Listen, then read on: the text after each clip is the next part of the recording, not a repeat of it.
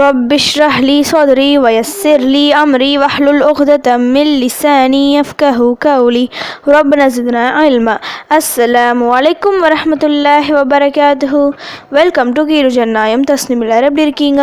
நல்லா இருக்கீங்களா? அல்ஹம்துலில்லாஹ். வீடியோக்குள்ளே போகிறதுக்கு முன்னாடி நான் லாஸ்ட் வீடியோவில் கேட்ட கொஷினுக்கு ஆன்சர் என்னன்னு பார்க்கலாம். நான் என்ன கொஷின் கேட்டேன்?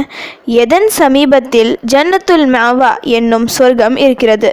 இதுக்கான ஆன்சர் சித்ரத்துல் முன்தஹா என்னும் வானெல்லையில் உள்ள இலந்தை மரத்தருகே.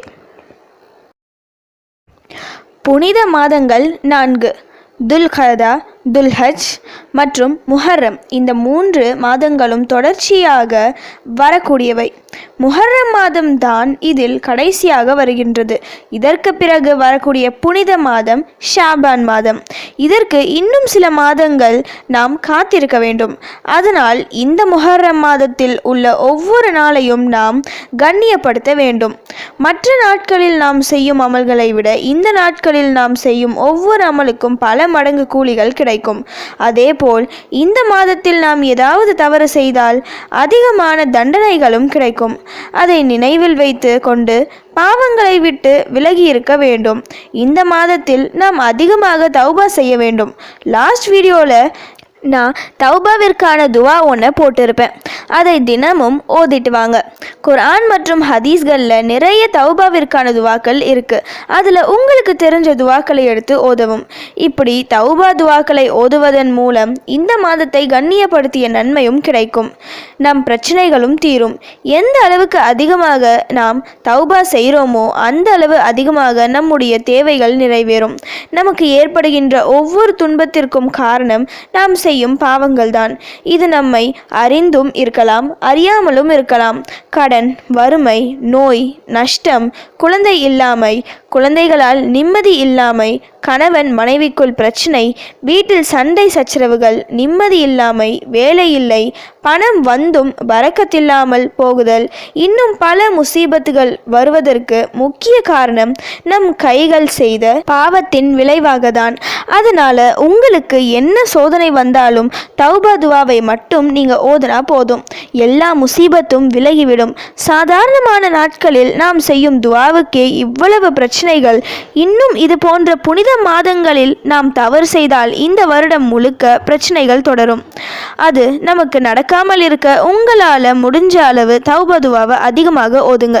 எனக்கு எந்த துவாவும் தெரியாது, எப்படி தௌபா செய்யணும் என்பவர்களுக்கு சிம்பிளாக நான் ஒரு திக்ரு சொல்கிறேன். அஸ்தக்ஃபிருல்லாஹ். இந்த ஒரு திக்ரை மனப்பூர்வமாக ஓதினால் போதும், அனைத்து துன்பங்களும் உங்களை விட்டு நீங்கிவிடும். உங்கள் எல்லா தேவைகளும் நிறைவேறும். நீங்கள் ஆசைப்பட்ட வாழ்க்கையை வாழலாம். இந்த மாதத்தில் அதிகமாக நீங்கள் சொல்லும் அஸ்தக்ஃபிருல்லாஹ் என்ற இந்த வார்த்தையால் இந்த வருடம் முழுக்க நிம்மதியான வாழ்க்கையை வாழலாம். எந்த முசீபத்தும் உங்களை நெருங்காது. அஸ்தக்ஃபிருல்லாஹ் இந்த ஒரு வார்த்தை நம்முடைய அனைத்து கஷ்டங்களையும் சரி செய்யுமா என நீங்கள் சாதாரணமாக நினைக்க வேண்டாம். இன்று முதல் இந்த வார்த்தையை அதிகமாக சொல்லி பாருங்க. கஷ்டத்தில் அஸ்தக்ஃபிருல்லாஹ் இந்த திக்ரை தான் அதிகமாக சொன்னேன், என்னுடைய எல்லா கஷ்டத்தையும் அல்லாஹ் லேசாக்கி விட்டான் என மனப்பூர்வமாக உணர்ந்து சொல்வீங்க. அவ்வளவு பவர்ஃபுல்லான திக்கர். இந்த திக்கரை சொல்லி உங்கள் சோதனை எல்லாம் விலகணும்னா ஒரு கண்டிஷன். ஒவ்வொரு முறை அஸ்தக்ஃபிருல்லாஹ் அப்படி சொல்லும் போதும் அல்லாஹ் என்னை மன்னித்து விடு என உணர்ந்து சொல்லணும்.